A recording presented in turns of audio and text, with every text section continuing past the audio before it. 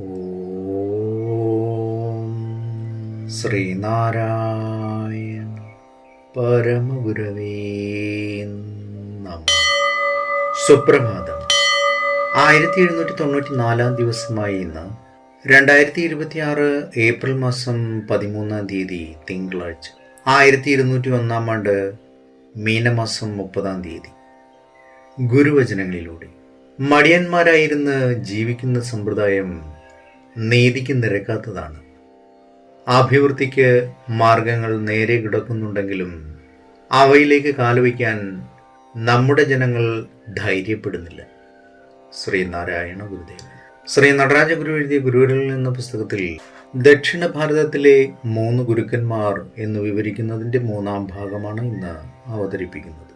ജ്ഞാനവചസ് അതിപുരാതന കാലം മുതൽ പരമ്പരയാ രൂപപ്പെട്ടു നിലനിന്ന് വന്നത് എങ്ങനെയെന്ന് പരിശോധിച്ചു കഴിഞ്ഞാൽ നമുക്ക് മേൽപ്പറഞ്ഞ വസ്തുതകൾ മനസ്സിൽ വെച്ചുകൊണ്ട് അത്ര പുരാതനമല്ലാത്ത കാലത്ത് തെക്കേ ഇന്ത്യയിൽ ജീവിച്ചിരുന്ന 3 ഗുരുക്കന്മാർ മുഖേന അതേ ജ്ഞാനരഹസ്യം എങ്ങനെ പ്രകടഭാവം കൈക്കൊണ്ടു എന്നൊന്ന് നോക്കാം.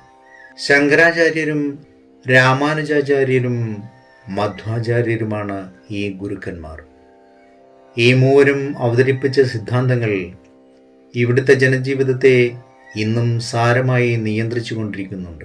തെക്കേ ഇന്ത്യയോടുള്ള എന്തെങ്കിലും പ്രത്യേക മമത കൊണ്ടല്ല ഈ 3 ഗുരുക്കന്മാരെ ഇവിടെ പഠനത്തിനായി തിരഞ്ഞെടുത്തിട്ടുള്ളത്. നമ്മുടെ ഉദ്ദേശം സാധിക്കത്തക്ക പ്രാതിനിധ്യ സ്വഭാവം ഈ 3 ഗുരുക്കന്മാർക്കുണ്ടെന്നത് മാത്രമാണ് ഇതിന് കാരണം. ഇവരെ സംബന്ധിച്ച് നമുക്ക് പറയാനുള്ളതെല്ലാം സന്ദർഭത്തിനൊത്ത മാറ്റങ്ങളോടുകൂടി മറ്റുള്ളവരെ സംബന്ധിച്ചും പ്രസക്തമാണ്. ഏവർക്കും നന്മ നിറഞ്ഞൊരു സുദിനമായിരിക്കട്ടെ എന്ന് ആശംസിച്ചുകൊണ്ട് നിർത്തുന്നു.